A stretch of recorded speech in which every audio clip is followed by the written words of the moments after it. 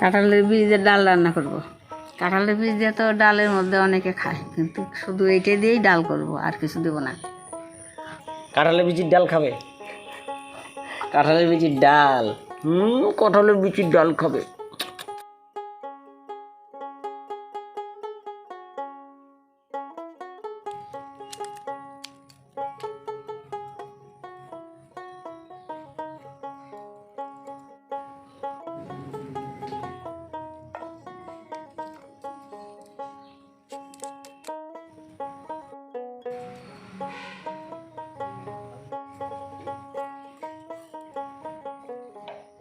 বেশি ছোলার সময় উপরে যে একটা আলাদা থাকে, যে চোচা থাকে, তারপরে যে লালটা এইটা তুলতে হয়।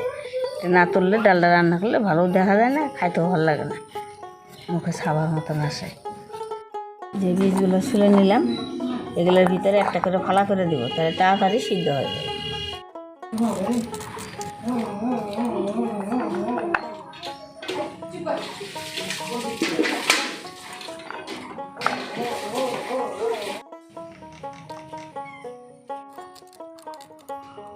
কাঁঠালের বীজ কাটা হয়ে গেল, এবার এটা ভালো করে সিদ্ধ করে নেব।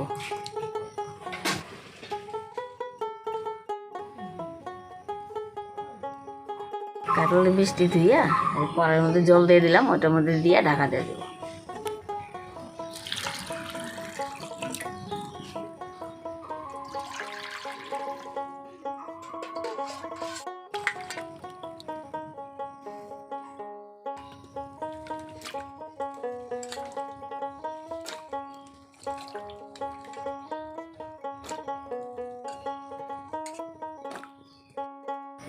এবার লবণ দিব, আর কয়টা কাঁচা লঙ্কা কাইটা ওইটার মধ্যে দিয়ে একবারে ঢাকা দিয়ে দেবো।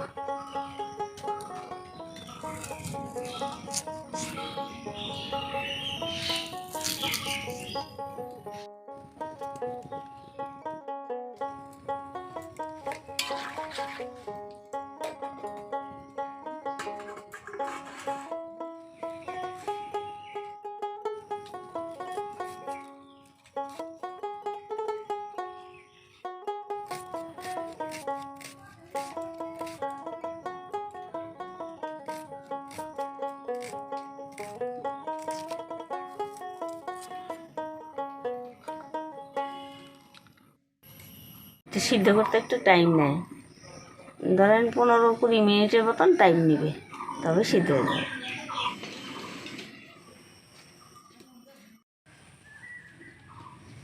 সিদ্ধ হয়ে গেছে, এবার ঢাকনাটা তুলে এখন বিষটা নামায় নেব।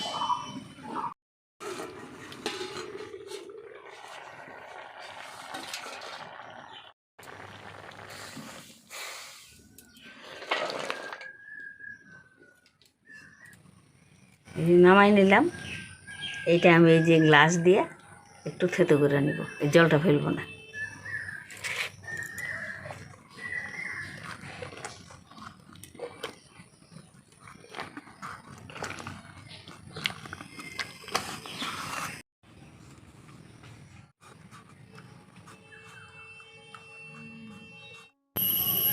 এই দেখেন, এই সিদ্ধ করে আমি এইটাকে চাপা চাপা ই করে দিলাম, তাতে করে দিলাম। এই দেখেন সুন্দর হচ্ছে। এখন একটু ঘোটা দেব। এখন থেতো করা হয়ে গেছে, এবার আমি একটা মগের মধ্যে এটা ঢেলে নিয়ে একটু ঘোটা দিব, তাহলে সুন্দর হবে।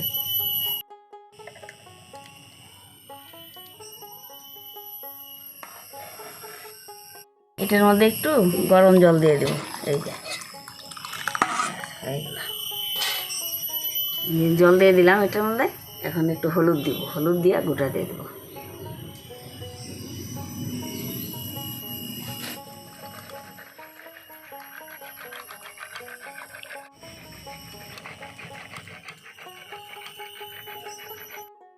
আমি ডালটা ফোড়ন দিব, 2টা শুকনো লঙ্কা, 2টা তেজপাতা, একটু কালো জিরা, একটু জিরা আর কুচি পেঁয়াজ, এই দিয়ে ফোড়নটা দিব।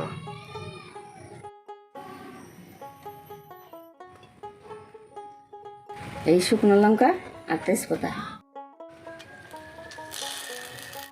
জিরা আর এই যে কালো জিরা, এই 2টা দিব।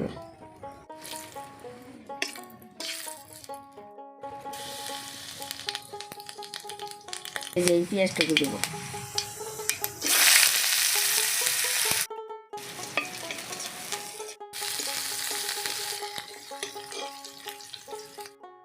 এবার ডালটা দিয়ে দিই।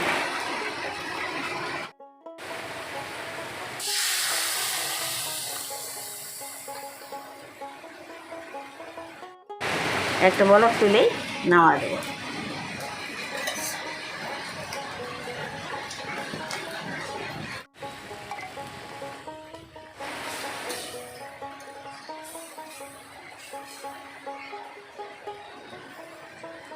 এবার নামাই নি।